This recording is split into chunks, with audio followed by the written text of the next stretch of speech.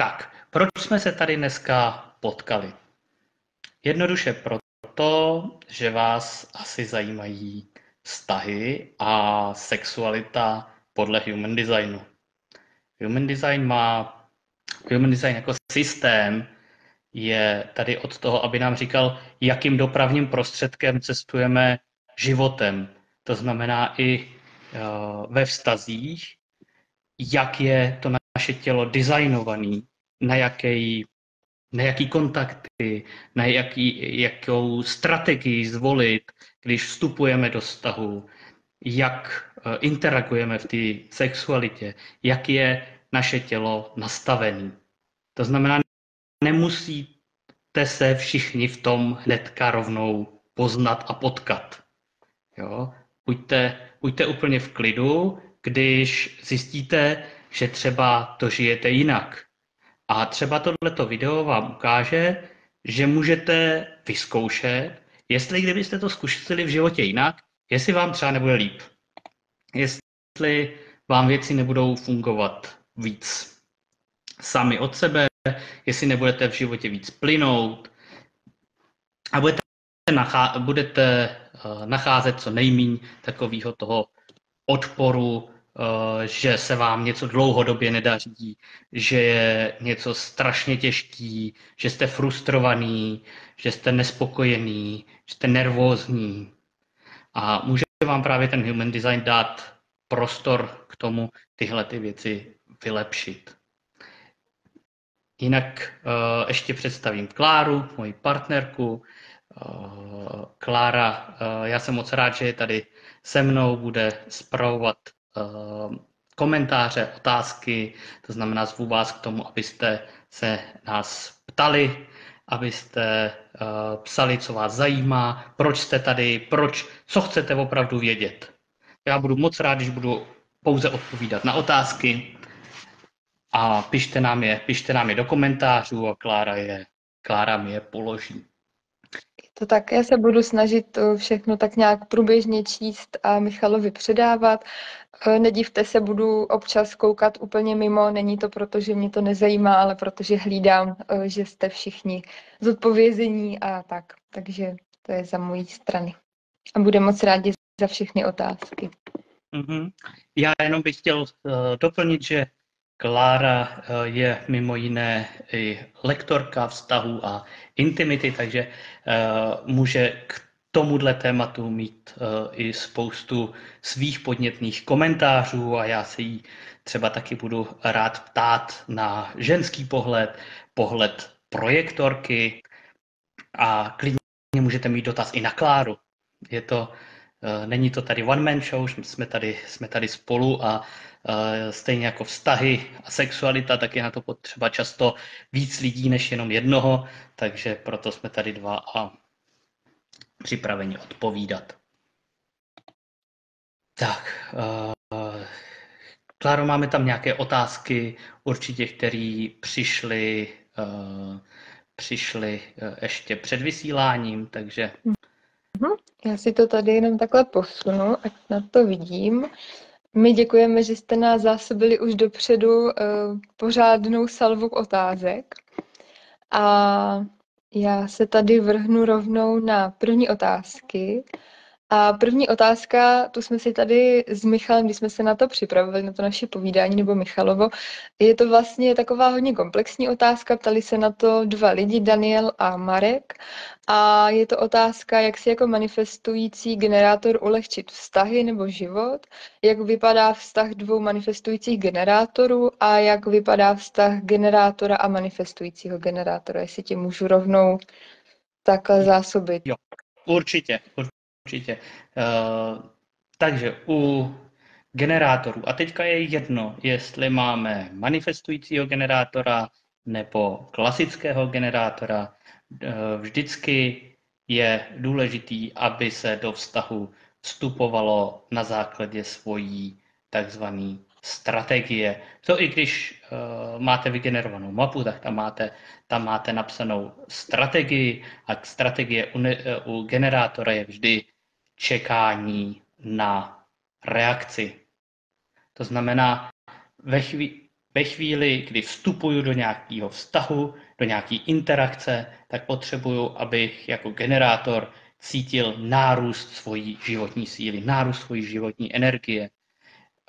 Je to v podstatě, dovedu si to představit jako z takového běžného romantického filmu. Jak třeba bys, Kláro, popsala, já přece na ty romantické filmy tolik nejsem, jak bys třeba popsala, když se potkají hlavní hrdinové v romantickém filmu, jak to vypadá? Já si představuji takovou Francii v setkání pod Eiffelovkou. On se jí podívá do očí, motýlci v břiše a ví, že je to ta pravá. Možná se mu z toho i motýlci přesunou do nižších oblastí kalhot. Ona na něj koukne a podlomí se jí kolena, srdce se jí rozbuší a ví, že to je ten jediný, ten pravý, se kterým chce strávit celý zbytek života, počít děti a na důchodu se budou vozit na invalidním vozíčku. Tak přesně takhle třeba může vypadat právě ten nárůst životní energie u dvou generátorů. Jo, protože oni cítí, že ten druhý je baví, že s ním chtějí být, že to je něco, do čeho chtějí investovat tu svoji životní energii, který mají stálý přístup. Takže takhle tímhletím způsobem je potřeba vstoupit do toho vztahu ve chvíli, kdy se samozřejmě poznávají, ale vstoupit do toho vztahu i třeba formálně, po nějaký době, kdy už se znají a teďka tam dojde třeba k té otázce, budeš se mnou chodit? Nebo vezmeš si mě? A to je krásná otázka pro generátora, protože je to otázka, na kterou se dá odpovědět ano nebo ne. Pokud generátor cítí při otázce, budeš se mnou chodit, cítím nárůst energie, tak říká ano, budu. Jo? A ten generátor, který pokládá, tak ten už právě cítí ten nárůst životní energie jenom z toho, že pokládá tu otázku. A ve chvíli, kdy oni se vlastně na tom shodnou, tak vstupují do toho vztahu a z hlediska human designu všichni může být spolu všichni se všemi. Jo? Každý typ s každým. Jo? Pokud někdo jste čekal, že vám řeknu, takže vy jako typ projektor můžete být jenom třeba s manifestorem, jinak vám to nikdy nebude fungovat, tak tohle vám neřeknu.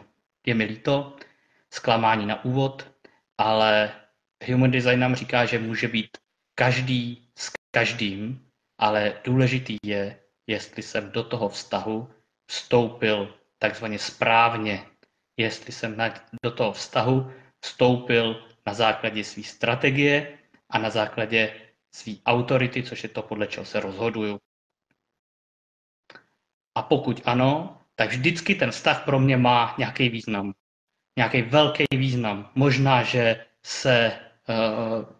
ten vztah třeba nebude na doživotí, nebude na 50 let, možná bude třeba jenom na půl roku, ale ten vztah pro mě má význam, ten vztah mě posune, ten vztah mě něco naučí. Takže každý vztah, do kterého správně vstupujeme, je pro nás důležitý, chceme ho mít a jsme v něm správně. I když třeba není dokonalej, i když třeba si nerozumíme, ale něco se prostě učíme a získáváme další zkušenosti, aby třeba ten další vztah byl lepší. Ty jsi tam měla, Kláry, ještě nějaký podotázky k těm dvou generátorům. Byla tady vlastně otázka na to, jak vypadá vztah dvou manifestujících generátorů a vztah generátora a manifestujícího generátora. A myslím si, že když odpovíš na tuhletu otázku, že odpovíš vlastně i na teďka nově položenou otázku Jardy, který se vlastně ptá, jak vypadá vztah dvou generátorů, takže tím se vlastně pověnujeme i tomuhle. A že vlastně uspokojíme i Jardu takhle na úvod. Určitě chceme uspokojit Jardu, takže když je manifestující generátor a generátor, tak tam ten rozdíl je v tom, že manifestující je schopný dělat víc, nebo patří mu dělat víc věcí zaráz, přeskakovat různé úlohy, je víc v takovém chaosu, dává mu, je pro něj v pořádku být v chaosu, pracovat na víc věcech zároveň, zatímco obyčejný generátor, ten spíš jde jeden krok za druhým, úlohu za úlohou a zase je dobrý vědět ten rozdíl a respektovat se v tom vztahu. To znamená, že ten generátor musí respektovat toho manifestujícího, že on třeba dělá 10 věcí za ráz, že u toho něco zapomene, že je strašně rychlej. A ten generátor aby se s ním nesrovnával. Aby to nebylo tak, že jeden z partnerů je strašně rychlej, tak ten druhý musí být taky rychlej. Nemusí. Jo? Je to o vzájemném respektu. Vždycky, když se dělá partnerský výklad, tak je to zejména o tom, že každý už měl ten svůj osobní výklad a ví, kdo je, ví, co je za typ, ví, jakou má strategii, ví, jaký má dary. A ten partnerský je o tom, aby jsme se respektovali, aby jsme věděli, že když já po světě jezdím dopravním prostředkem tou jachtou a moje partnerka lítá letadlem, tak abych já po ní nechtěl, aby se mnou sjížděla oceány. Prostě vím, že ona má ten prostředek jiný a já jsem si ji vybral, tak ji respektuju a zároveň ona respektuje mě, protože taky po mně nemůže chtít zase něco, co já nedokážu. Chceme se podporovat a potkávat se tam, kde se protínáme. No, ty generátory ještě může krásně podpořit, když si právě dávají ty uzavřené otázky, když se ptají jeden druhýho, chceš se mnou si povídat, chceš se mnou se milovat, chceš se mnou jít do kina a ten dotázaný pak má možnost se podívat, jestli cítí nárůst svojí životní energie. Pokud ano, tak odpoví a pokud tam tu energii necítí, tak odpovídá, že ne. A je to pro ně jednodušší. To znamená, ten respekt tam musí být i v tom, že každý z těch partnerů může mít nárůst životní energie v jiné oblasti. A každý to potřebuje, aby mohl dělat to svoje a byli se respektovaní. A ve chvíli, kdy se protnou, kdy mají oba nárůst životní energie na stejném tématu, tak do toho prostě jdou partnersky a pokud ne, tak jdou každý sám za sebe a neznamená to, že nemůžou být partneři. Určitě je to něco, co, Kláro, znáš třeba taky ze své praxe, že je potřeba, aby každý měl svůj život a byl vlastně jakoby nezávislej. A teď myslím nezávislost ve smyslu, že tam není závislost jednoho na druhém, že každý jedná opravdu podle toho svého nejlepšího přesvědčení. Mm-hmm. Tak tím pádem přemýšlím, jestli jsme odpověděli otázku. Myslím si, že asi si k tomu řekl, doufám, že to bylo srozumitelný. Klidně se můžeme posunout dál, jestli s tím ty souhlasíš. Já určitě. Mm-hmm. Já si myslím, že jsem odpověděl a pokud jsem neodpověděl, tak klidně se jako hlaste, že byste to chtěli nějak víc, ale já si myslím, že u těch 2 generátorů je to takový poměrně jednoduchý proti těm ostatním typům, protože tam opravdu každý si čeká na ten svůj vlastní nárůst ty životní síly, čeká na tu reakci ty životní síly, nejsou tam potřeba pozvání, jako v případě projektora, není tam potřeba informovat, jako v případě manifestora a ani není potřeba čekat 28 dní, jako v případě reflektora. Takže je to v tom porovnání je to jednodušší. Mm-hmm. Tak tím pádem takže jestli máme nějaké další otázky, můžeme pokračovat. Tady hodila rovnou další otázku, jenom se podívám, jestli nám tady někdo píše. Je tady i další otázka z publika, myslím si, že na ní můžeme taky odpovědět v rámci teďka té otázky, co ti položím. A další je tady otázka, jak spolu ve vztahu, teď jsem se do toho trošičku zamotala, vidíte to, jak se soustředím na víc věcí, tak je to trošku náročnější. Ale je tady otázka, jak vlastně funguje sexualita nebo obecně vztah mezi projektorem a generátorem, což je jakoby další typ human designu. Tak jestli na tohle můžeš odpovědět. A je to otázka od Ziary. Tak jo, tak jakmile tam mám projektora, tak vím, že strategie projektora je čekat na pozvání. To znamená, on potřebuje být pozván.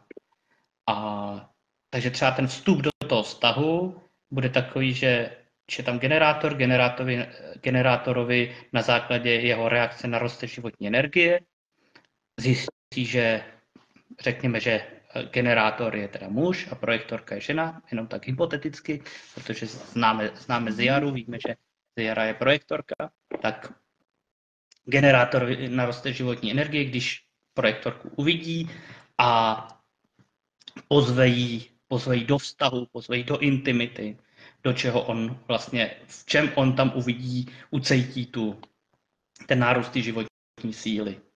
A projektorka na základě své autority,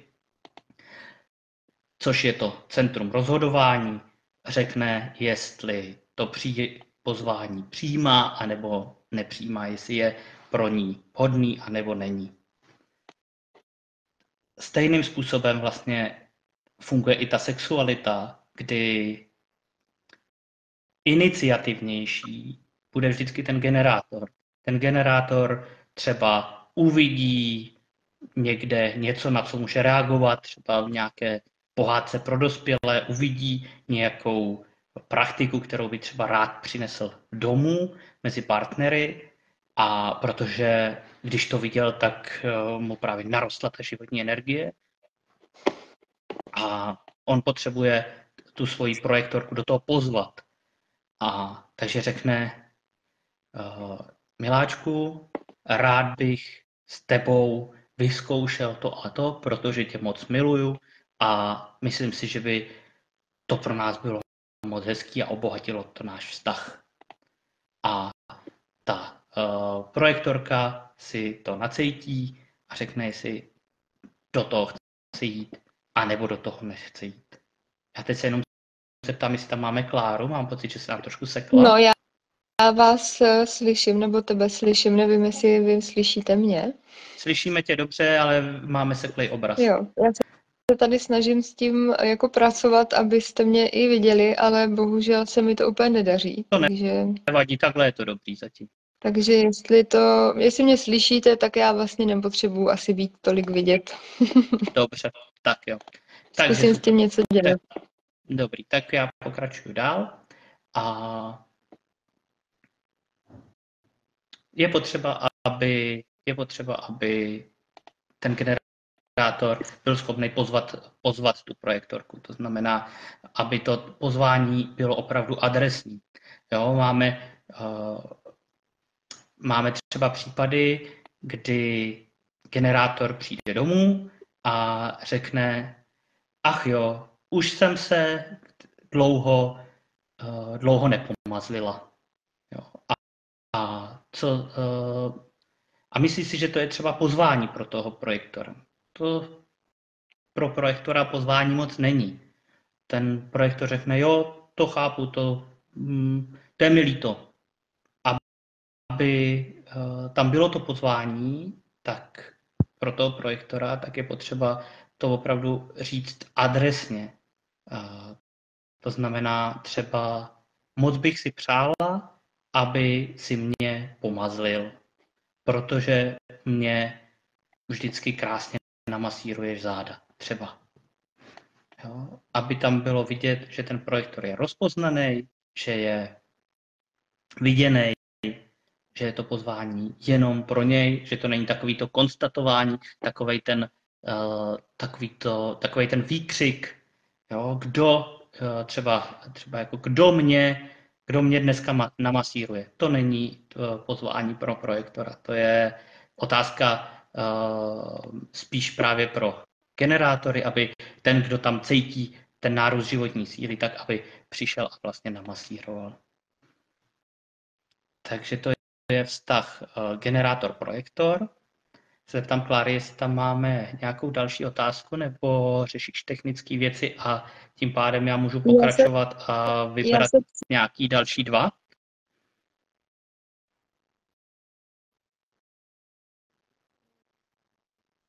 Ale ty se mi hrozně sekáš zvukově. Takže Kláru teďka...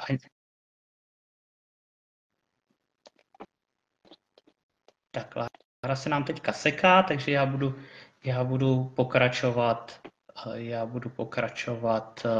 nějaký další dva typy. Vyberu právě třeba manifestora, toho jsme tady ještě neměli, takže když jsem v partnerství jako manifestor, tak ve chvíli, kdy jak vstoupit do toho partnerství, tak u manifestora je to jednoduchý manifestor, prostě si to od někud stáhne, on prostě cítí, kdy má jít do akce, říkáme tomu, kdy má ten zážeh trysky. Manifestor jako lev, který spí celý den a ve chvíli, kdy dostane hlad, tak se probudí a jde do ty akce a jde si ulovit tu gazelu například. Takže manifestor ve chvíli, kdy vidí, že chce s někým začít budovat partnerství, tak prostě za ním přijde a ze své strategie, která je informovat, tak informuje o tom, že chce budovat partnerství. Jo, může o tom ideálně, když to řekne třeba trošku i chvilinku dopředu, než se k ní třeba nastěhuje, ale jako není to podmínkou. To znamená, ten manifestor, on iniciuje a pokud tam má projektora, tak ten projektor vlastně, to jeho iniciování, to je vlastně to pozvání pro něj a pokud je tam generátor, tak ten generátor má nárůst životní energie na základě ty informace od toho manifestora. A takhle vlastně vstupujeme do vztahu a i během toho vztahu takhle můžou krásně fungovat, že ten manifestor vlastně zve a vytváří ty příležitosti, na který může generátor reagovat a projektor vlastně odpovídat na ty pozvání, jestli jako chce do toho jít nebo nechce do toho jít. A ve chvíli, kdy tam máme reflektora, tak tam je potřeba jenom ta trpělivost, protože reflektor potřebuje si všechno nechat projít celým lunárním cyklem, což je 28 dní a nechat si to všechno pořádně projít hlavou, jak to funguje. Takže ty si teďka odpovídal na nějaký další vztah, že jo? Ano, manifestor vlastně jsme to probrali už všechno. Projektor, jestli tam... Tak já se jenom podívám, co tady máme dalšího. Dál se nás tady ptá vlastně tím, že bavíme se o sexualitě, ale human design se prolíná i ve vztazích mezi dospělými a dětma, tak nám tady přišla i otázka na to, jak fungovat jako rodič manifestor s dcerou projektorkou. Tak jo, tak u vztahu rodiče-dítě, tak to je zase jiný druh vztahu, nevstupujeme do něj, prostě kdo se nám narodí, ten se nám narodí, ale my chceme u dítěte vždycky podpořit ten jeho design. To znamená, když máme doma malou projektorku, tak ji potřebujeme zvát. Potřebujeme ji zvát do těch aktivit.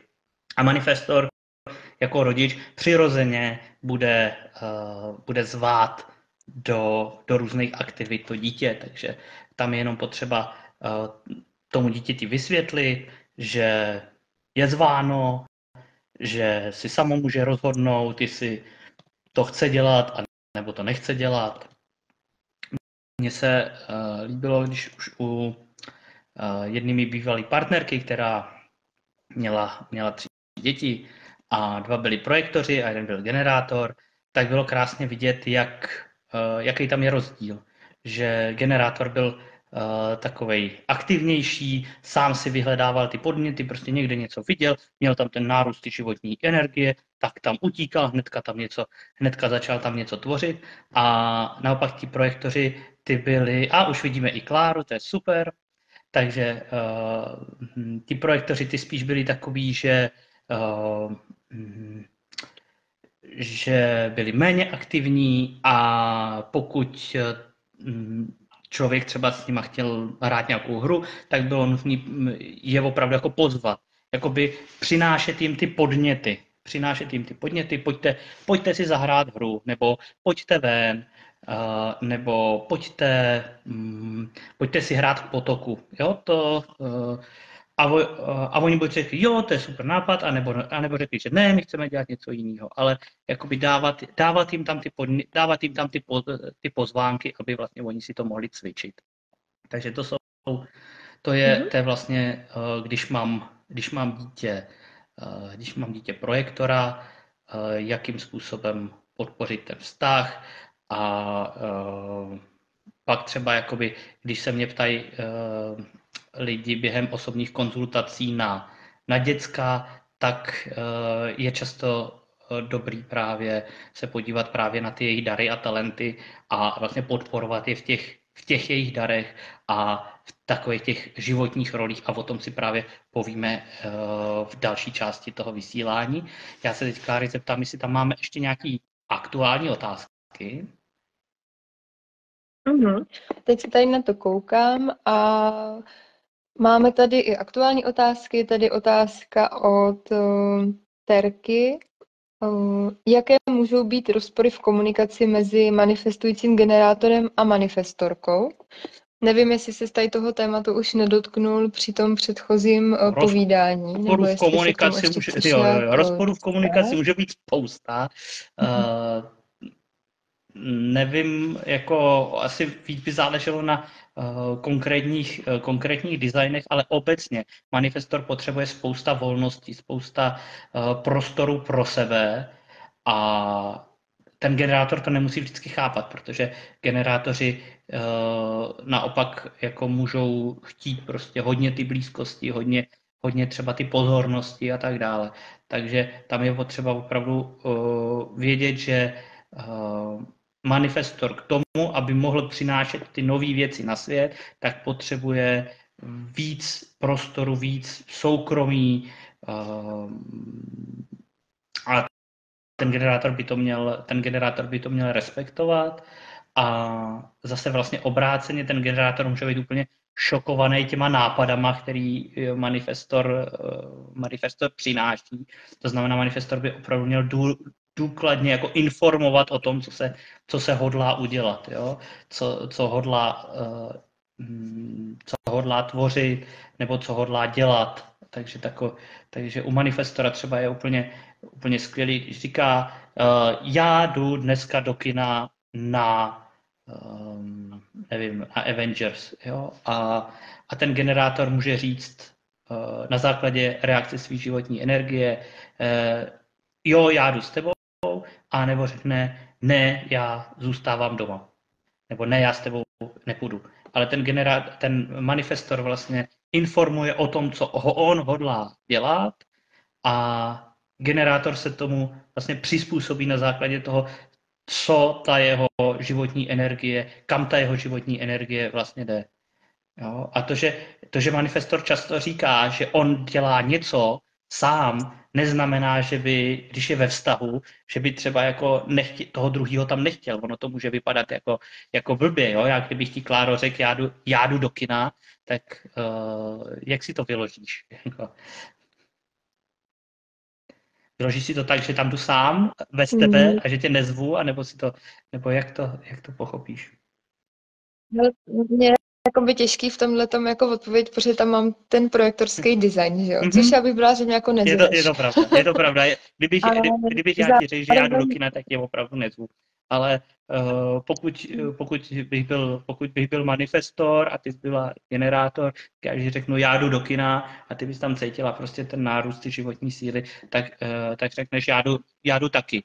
Jo? A buď půjdeme spolu, a nebo půjdeme každý zvlášť a budeme sedět v kyně každý jinde, jo?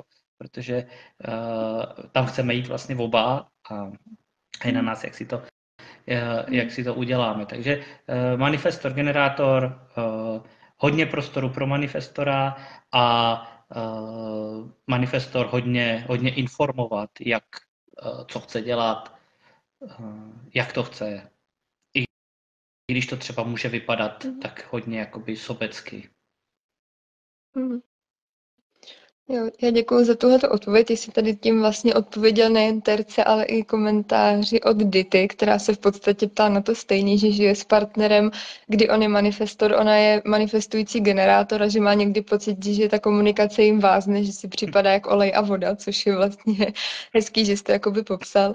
A ona jako napříč všema těma designama mně přijde, že ta komunikace je jako obrovský téma, nejen teda jako v designu, ale i v rámci celkově komunikace mezi lidma.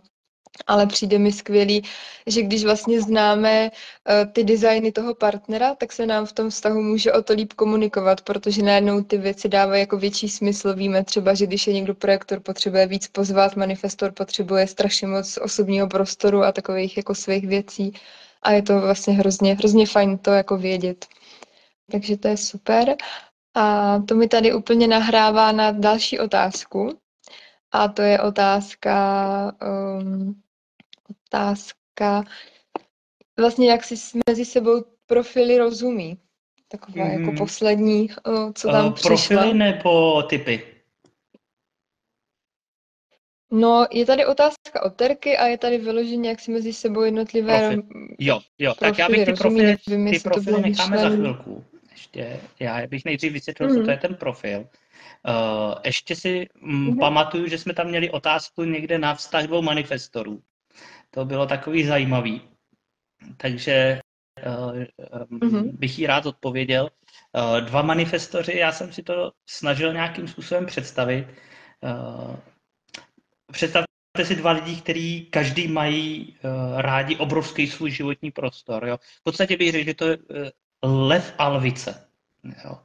A buď mají ten svůj životní rytmus podobný, anebo nemají.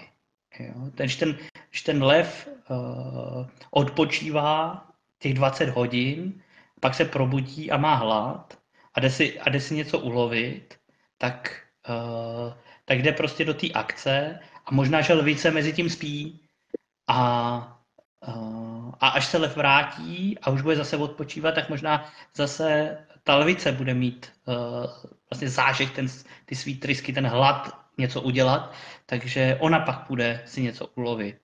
A možná u těch dvou manifestorů bude složitější se potkat, protože jak mají potřebují velký životní prostor, každý potřebuje to svý časování podle sebe, tak to partnerství může být asi docela náročný, ale vlastně jediný, jakým způsobem tohleto zvládnout nebo mít hezký to partnerství, je zase ten respekt. Respekt k tomu, že já jako manifestor potřebuju svůj životní prostor, potřebuju dělat věci, které mě dávají smysl, které jsou pro mě zásadní a potřebuji dělat ve chvíli, kdy já na to mám energii a stejně tak ten druhý potřebuje dělat ty svoje věci ve chvíli, kdy on na to má energii. No, a prostě buď se budeme potkávat, anebo se nebudeme potkávat. Jo. A dovedl bych si představit i, že když se potkají, tak to bude hrozně hezký a když se vlastně potkávat nebudou, budou mít každý ty svoje věci, to, co jim bude dávat smysl, tak si vlastně to budou užívat každý po svým a až se zase jednou potkají, tak si to udělají hezky. Je to hodně o toleranci. Ale tím, že jsou to zase stejný typy, tak když on vlastně pozná sebe, tak pak i ví, jak se asi cítí ten druhý. Takže v tom je to zase trošku jednodušší. Mm-hmm. Jo, já děkuji, Radomíru, že nám to tady komentuješ, tu otázku. Michale, děkuji, že na ní odpovídáš, bylo to důležitý. A Radomíra nám tady píše, že to byla její otázka, že děkuje za odpovězení, že to vypadá tak, že ještě ona je lvice a manžel je býk, takže takový dvě znamení, co jsou jako hodně tvrdohlaví, že ona se snaží ho informovat a respektovat a že on to nedělá, neslyší a neinformuje, což vlastně ve vztahu dvou manifestorů je poměrně velký problém. Tak si vlastně říkám, jestli třeba v tomhle případě nevyužít nějakých jako osobních konzultací nebo nějakého párového výkladu, to si myslím, že třeba potom se můžeš i na Michala obrátit. Určitě, ale pokud jako někdo ten svůj design nežije nebo nežije tu svoji strategii, to informování prostě jako nechce, tak s tím se jako nedá nic dělat. Zase je potřeba jenom to prostě respektovat a bohužel ten člověk pak to bude mít v tom životě prostě o něco těžší. Ta strategie je vždycky tak, aby ten život nám víc foukal prostě vítr do zad, aby nám to fungovalo.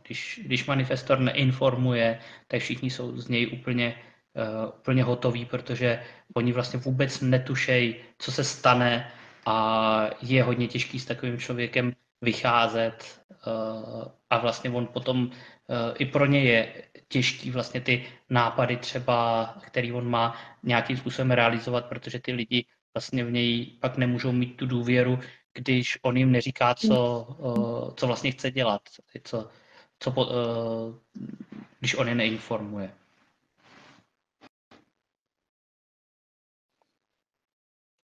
Tak jo, tak půjdeme k tomu profilu, nebo tam máme ještě něco? Já se tady na to tak průběžně koukám, ale myslím si, že to, co tady bylo, to už jsme odpověděli, nic nového tady nevidím.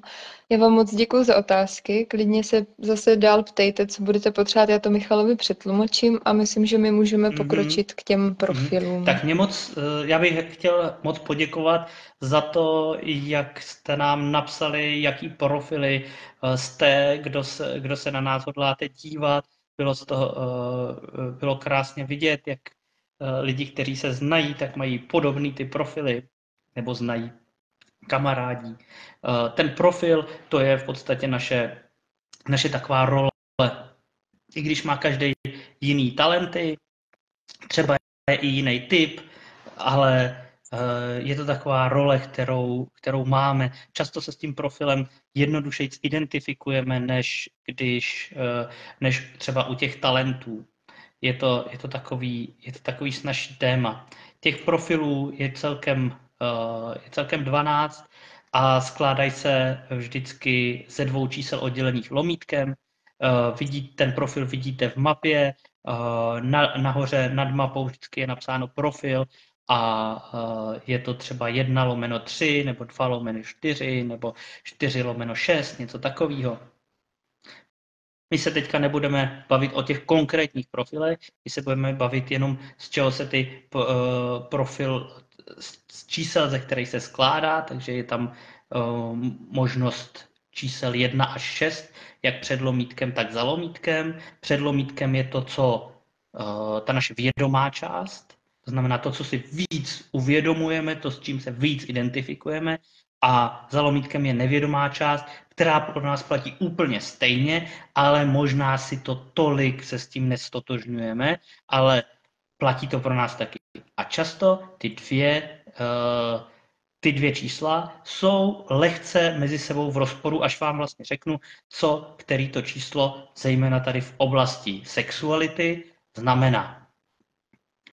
Takže pojďme se podívat na ty profilové linky, my říkáme linky, a jinak budu rád, když nám k tomu napíšete jak dotazy, tak i komentáře, jestli to na vás sedí. My jsme tam vlastně měli tu otázku od Terky, nebo od někoho, jakým způsobem spolu ty profily komunikují nebo interagují.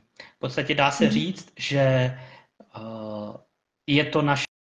profil je naše role, to znamená, že když já mám s někým podobnou roli, tak když ho potkám, tak hnedka vím, o čem si s ním vlastně mám povídat.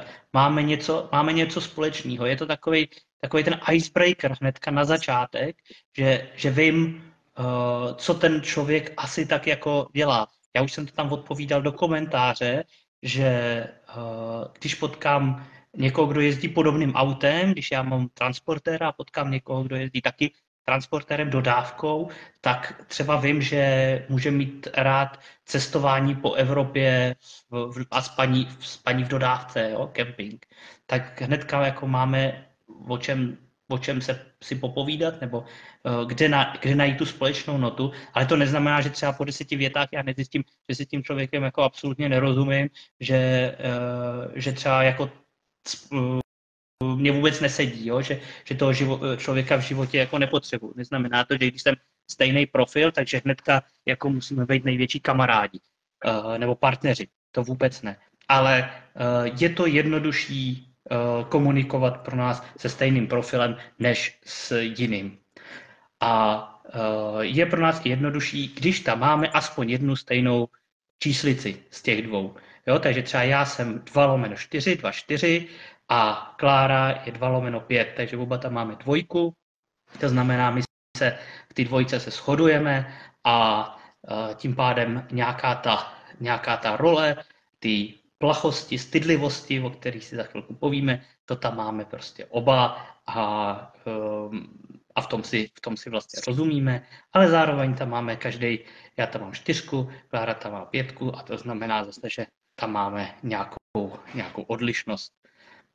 A zase jde o tu toleranci, vidět, kdo to jak má a jak to komu vyhovuje.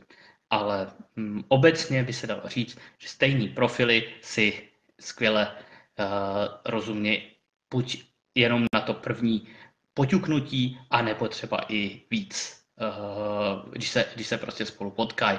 Třeba Klára, že jo, profil 2.5 si skvěle rozumí s Tomášem Hovorkou, který je 5.2 a prostě oni si házejí takhle ty vtípky, jo, a mají ten stejný styl humoru, prostě se na sebe naladějí a úplně si notujou, jak brácha se ségrou a já na to jenom koukám, prostě to nestačí divit. Takže třeba takovejhle to může být příklad, ale to neznamená, že každý, kdo má 2.5 jako Klára, že si s ní bude rozumět. Ale jsou tam určitý předpoklady. Dobrá, máme nějaké otázky k profilům ještě?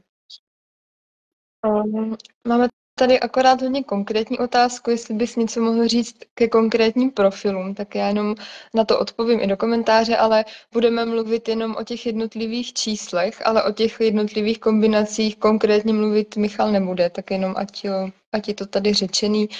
Myslím si, že tohle je potom už hodně konkrétní a tam bych zase doporučila se tak obrátit na nějaký jako partnerský výklad za Michalem nebo za někým jiným, kdo dělá human design, to bychom tady společně nestihli. Ale určitě můžu říct, že ten profil se skládá z těch jednotlivých čísel. Jo? Takže když je někdo 2.4, tak prostě pro něj platí 2 a 4. Jo? Když je někdo 5.1, tak pro něj platí 1 a 5. Takže se to dá takhle jednoduše skládat a ten profil, to opravdu můžou být naše role v různých, naše role, které máme ve světě, to znamená třeba jakým způsobem přistupujeme ke konfliktu, k péči, ke kreativitě a tak dále, ale my jsme si pro dnešní vysílání vybrali takovou tu nejšťavnatější část, my jsme si vybrali, jakým způsobem ty profily přistupují k sexualitě. Já si myslím, že tohle souvisí hezky s těma vztahama. Není to jenom o té sexualitě, je to vlastně i jakým způsobem přistupují k těm vztahům. Jo? A já si myslím, že si to krásně můžeme ukázat právě třeba na hypotetickém příkladu, že jsme na plese. A seznamujeme se na plese, seznamujeme se pro tanec a třeba po tom tanci bude už něco víc, to už nechám na vaší fantazii, ale pojďme se podívat, jak ty jednotlivé linky, ty jednotlivé čísla, říkáme jim linky, tak jakým způsobem jim patří vlastně ta té jejich interakce v oblasti sexuality. Takže kdo tam má jedničku, všichni, kdo mají jedničku, to jsou 1 trojky, 5 jedničky, 1 čtyřky, tak dále. Tak ta jednička se jmenuje preventivní úder. Nebo také by se dalo říct dobyvatel a dobývaný. Co si, Kláro, představíš, když ti řeknu takhle, že tvoje seznamovací strategie je preventivní úder?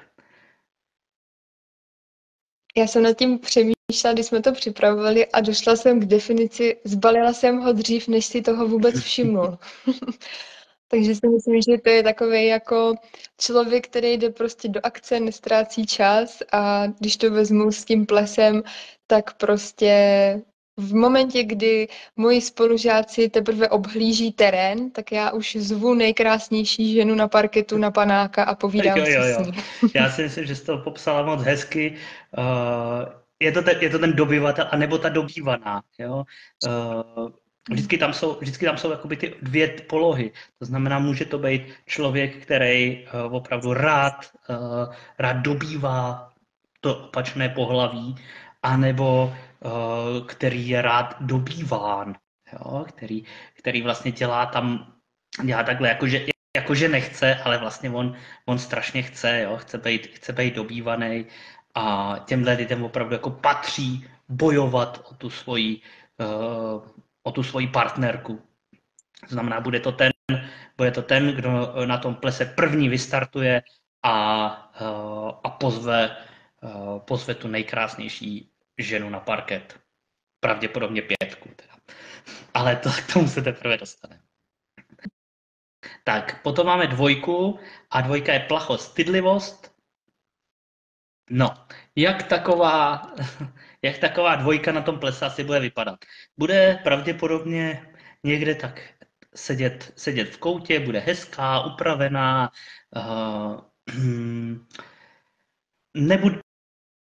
rozhodně se nebude skrývat, ale rozhodně nebude nikoho oslovovat. Prostě bude sedět a mrkat těma dlouhejma řasama, možná bude trošku sklápět ten pohled, tak jako se pousměje, když se na ní někdo podívá. Je taková vlastně stydlivá, ale neuzavřená. Jo? Ona totiž ta 2 otevírá tu interakci skrze tu stydlivost. Ona skrze tu stydlivost vlastně dokáže přilákat ty lidi. To znamená, tam nějaká jednička prostě přijde a začne dobývat tu plachou 2 a tam je zajímavý moment, že když ta 2 vyslyší to správné volání, když pro ní přijde ten, který se jí opravdu líbí, tak ona se z ty plachosti a stydlivosti mění na tu smělost. Takže někdo přijde požádat o tanec tu 2 a pokud 2 si řekne, že to je tanečník pro ní, tak s ním jde a najednou je hvězda parketu. Najednou prostě to úplně rozbalí.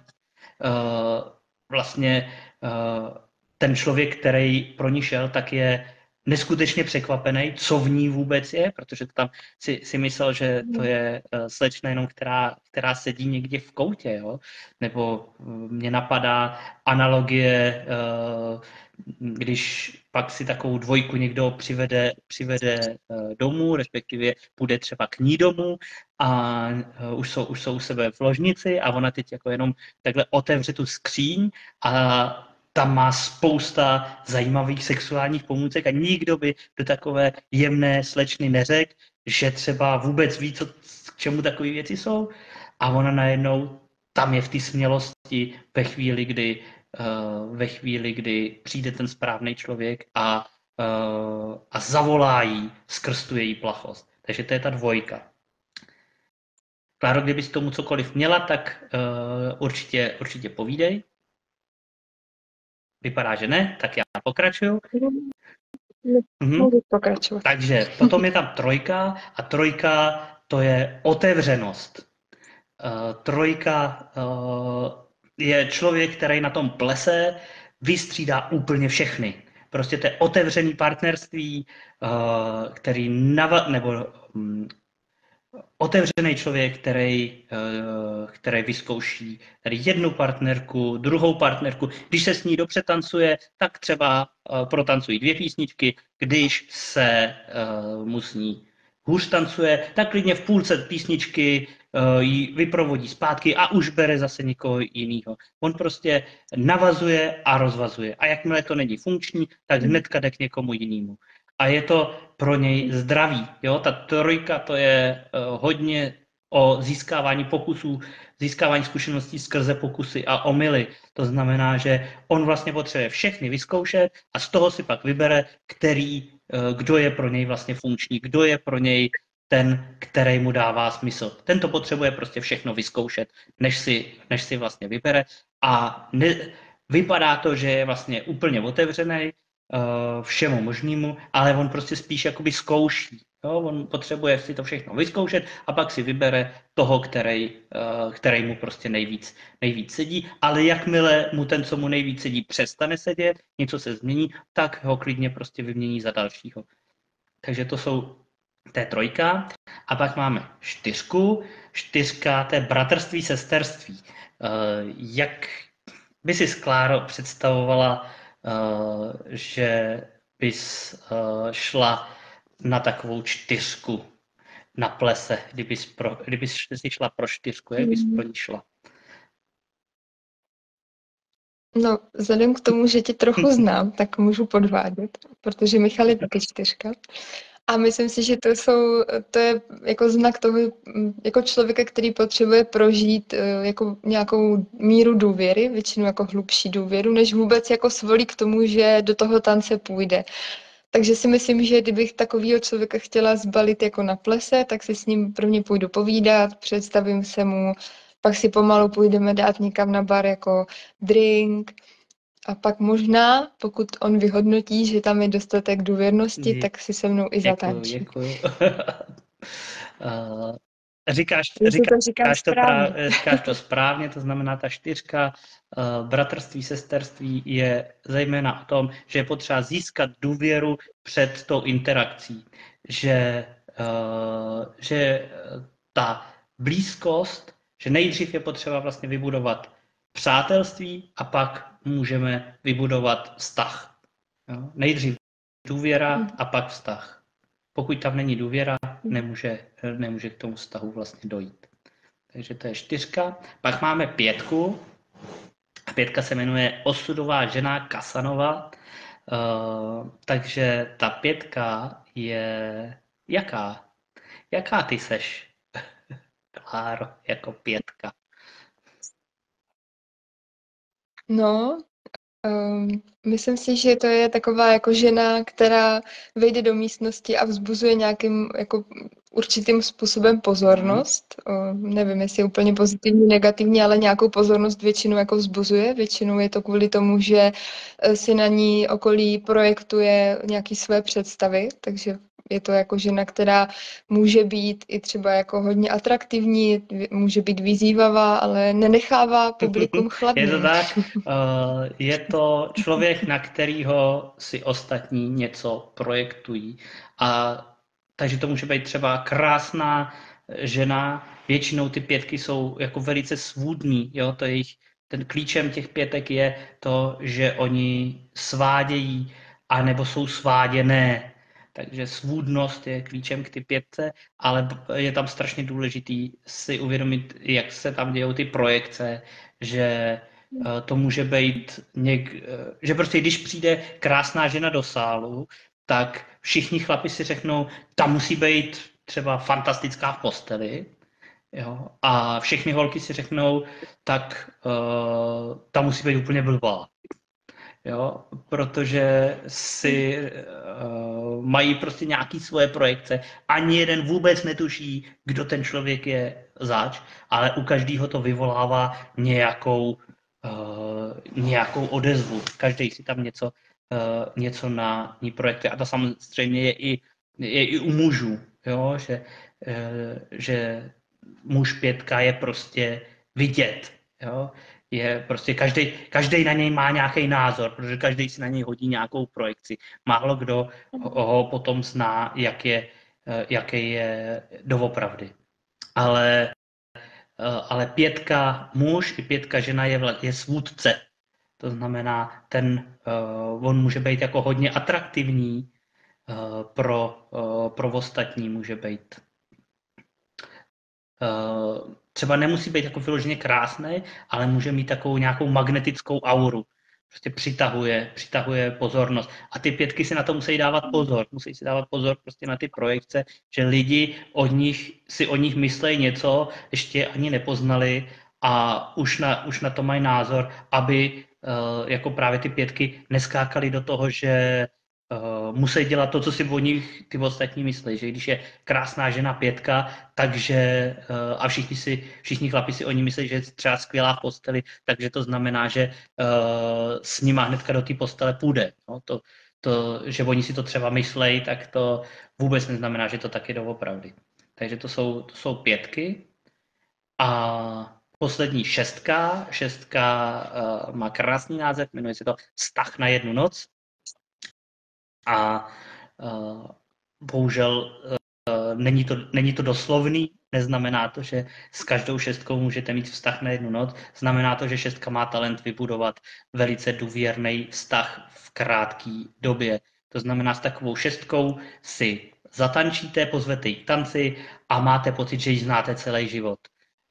Máte o čem si povídat, prostě jako kdybyste se znali. Ale pak se klidně písnička skončí a můžete se rozloučit a už se třeba nikdy neuvidíte. Takže schopnost 6 je vybudovat důvěrný vztah v krátké době a ten vztah může trvat 5 minut anebo taky celý život. To záleží na těch 2 lidech. Ale je tam schopnost toho vytvořit něco jako spříznění duše. Jako velký propojení v poměrně krátkém čase. Takže já vám potom dám i do komentáře tady názvy těch 6 linek a chtěl bych vás motivovat, abyste zkusili přistoupit ke své sexualitě podle vašeho profilu a abyste vyzkoušeli, co to s vámi dělá.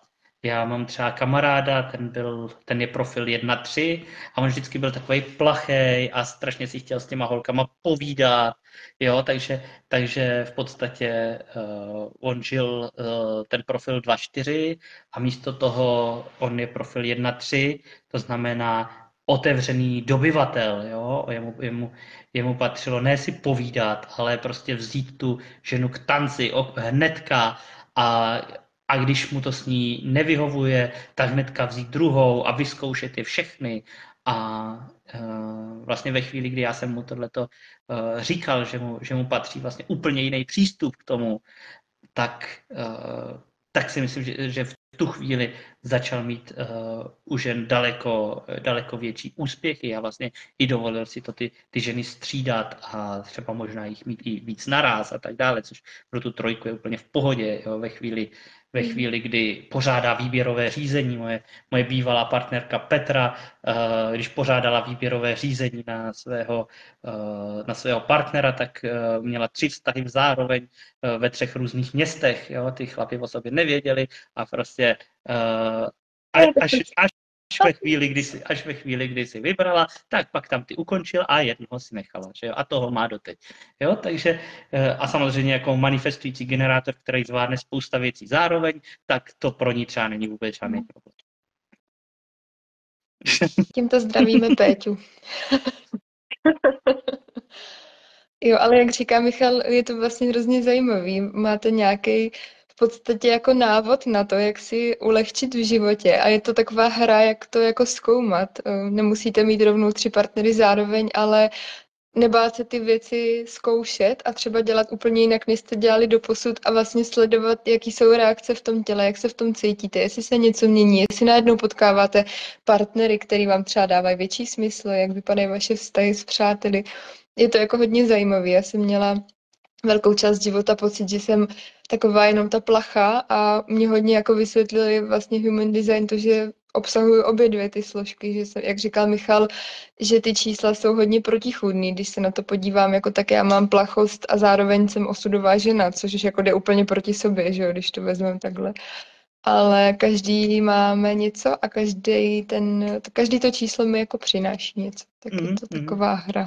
No a já, když jsem se jako dozvěděl, že mám do vztahu vstupovat pomocí plachosti a stydlivosti, tak jako to pro mě bylo, jsem si říkal, jako co, jako já jako chlap, jak to mám vůbec dělat.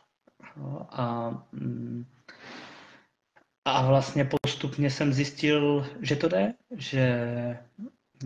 že sice nás to učí tak, že chlap je vždycky ten iniciativní, že ten musí být ten dobyvatel, jo, ale k tomu, že já jsem projektor, vlastně ta plachost a stydlivost sedí. A to, že bych se měl nejdřív třeba s tou partnerkou seznámit a vybudovat si důvěru, než vstoupíme do nějakého vztahu, tak to vůbec jako není asi, nebo v mém případě to rozhodně nebyl blbej nápad. Tak díky tomu taky jsem mohl pak vstoupit do vztahu s Klárou, kde jsme taky nejdřív museli vytvořit nějakou důvěru, aby jsme mohli vstoupit do vztahu. Tak jo, tak já se zeptám, jestli tady jsou nějaké otázky k těm profilům, jestli tam... Já jsem na to postupně koukala a vyloženě otázka na ty profily jako takový, to, co jsi říkal, tady není. Nějaký komentáře, jsou tady otázky na nějaký... Jsou tady v podstatě komentáře jako na vysvětlení těch jednotlivých čísel, což ty si říkal, že sem potom nějakým způsobem vložíš, tak pro všechny, kdo to tady takhle komentovali, že něco nestihli, nebo tady někdo psal, že špatně slyšel jedničku, tak vám to všechno Michal vloží po skončení vysílání asi do těch komentářů. Dám tam tabulku s těma linkama, jakým způsobem jednotlivé linky právě přistupují k té sexualitě. A jinak se koukám, jestli mi tady něco neuteklo, ale myslím si, že jsme všechno tak nějak zodpověděli, i všechny komentáře jsem si tak nějak všimla, takže by to mělo být v pořádku. Tak perfektní, jako mě i bude zajímat, pokud s odstupem času třeba si vyzkoušíte, jakým způsobem, jaký to pro vás je, když jdete do nějaký interakce právě podle toho svého designu, anebo jdete podle toho, jak jste zvyklí, což třeba může být úplně něco rozdílného, jaký to bude. Celý human design je experiment. Je o tom, že si ty věci zkouším a já musím vyzkoušet, že pro mě je to lepší, pokud se řídím tím svým designem. Jo, když si to nevyzkouším, tak human design je pocit v těle. A pocit v těle to vám nikdo nepředá. To si musíte prostě každý podle sebe vyzkoušet. Takže pokud ještě nepřijde teďka nějaká otázka, nevím, kolik je hodin, tak já bych vám rád poděkoval za pozornost. Jsem moc rád, že vás tady bylo tolik, kteří se na nás dívali, a chtěl bych vám dát možnost se podívat na můj web, který vám Klára dá do komentářů, kde je možný se se mnou domluvit na individuální konzultaci nebo individuálním výkladu. Měl jsem teď i několik výkladů pro lidi, kteří už měli třeba písemný rozbor, kteří už měli nějaký základ a chtěli se víc podívat do hloubky, který třeba právě i zajímaly takový větší detaily, jako je životní prostředí, stravování, vztahy v rodině a tak dále. Takže na tohle všechno se můžeme při těch konzultacích a výkladech podívat. Zároveň Klára zmínila i ty partnerský výklady, to je skvělá věc, ale má to jednu jako velkou podmínku. To, že oba dva partneři, kteří chtějí partnerský výklad, tak musí mít nejdřív ten základní a musí se jim dát nějaký čas na to, aby si ten základní výklad strávili a aspoň ho zkusili trochu žít, protože u těch partnerství potřebujeme, aby jsme se znali hlavně sami, aby každý poznal sám sebe a jedině tak se vlastně můžeme respektovat. Takže já moc rád dělám partnerský výklady, tam je krásně vidět, jak to jakoby jednoduše zapadá, jak těm lidem to může jakoby ledacos objasnit, co třeba neviděli. Ale je tam opravdu nutnost mít, aby měli prostě zájem oba. Jo? A ten zájem se tam právě projeví tím, že oba projdou tím základním výkladem. Není podmínka, aby ten základní výklad byl u mě. Jo? Když prostě řeknete, jo, mám základní výklad tady třeba od Martiny z Plzně, tak já budu vědět, že máte skvělý základní výklad, že jste ho měli před půl rokem a že prostě můžeme jít na partnerský. A když třeba právě ten partner bude mít zase výklad ode mě nebo něco takového. Takže partnerské výklady určitě je taky možný se domluvit a hodně se tam právě mluví o tom, jakým způsobem, jaký tam jsou takový úskalí těch vztahů, tomu říkáme kompromisy, jako kde vlastně jeden z těch partnerů musí často udělat nějaký kompromis, aby ten vztah mohl fungovat. A to už je pak hodně individuální. Já jsem viděl teďka, že nám tam přišly možná nějaký ještě dotazy, takže pokud máme čas. Je to tak, je 21:13, pokud máš čas ty, já ho určitě mám, takže můžu ty otázky přečíst. Přišlo tady i pár komentářů s děkováním, já jsem vám všem vložila odkaz na Michala do komentářů, takže si ho tam můžete proklepnout, kdyby se vám líbil, bude rád když se mu ozvete.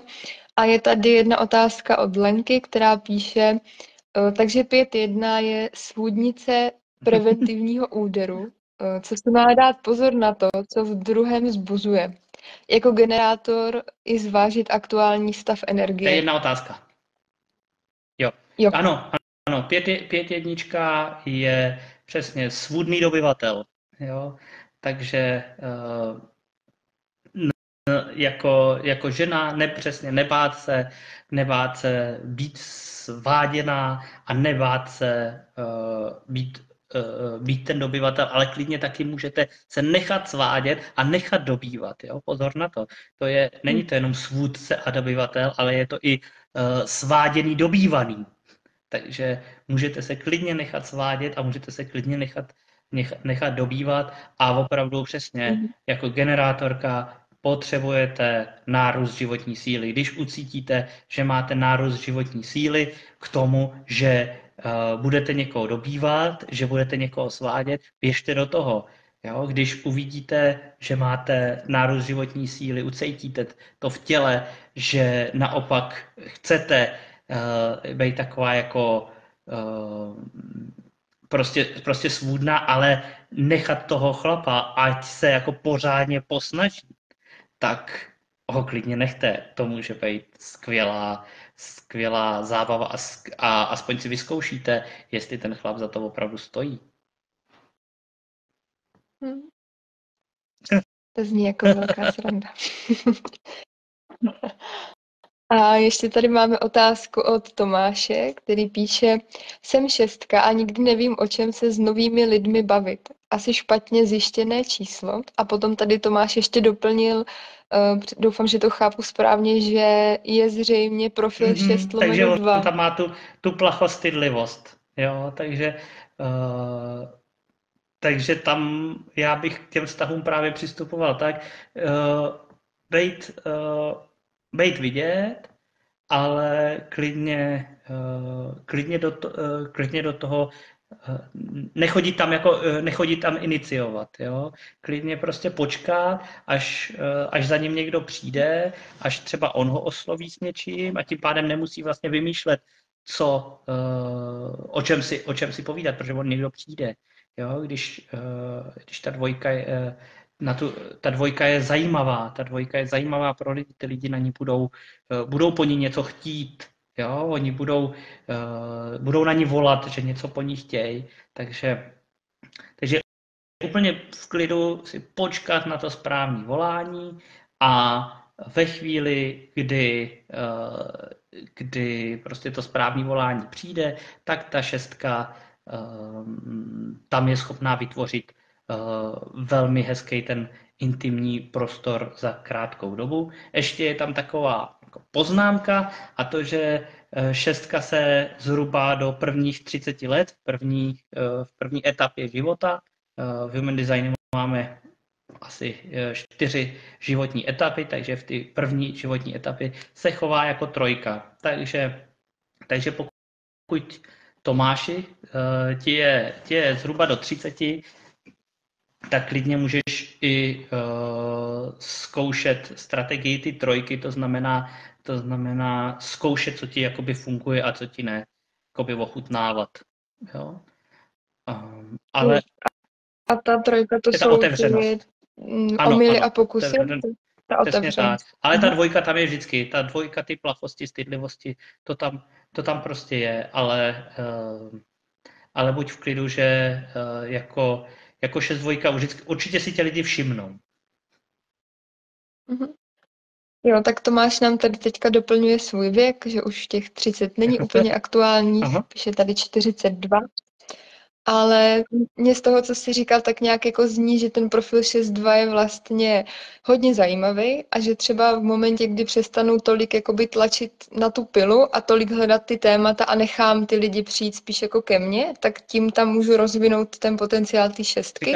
Říkáš to úplně jako skvěle. Jo, ty jako žena máš ty dvojce podle mě daleko jako větší vztah, než třeba já. Ty jako přirozeně plachá žena se tomu říkáš moc právě hezky, takže já moc děkuji, že seš tady.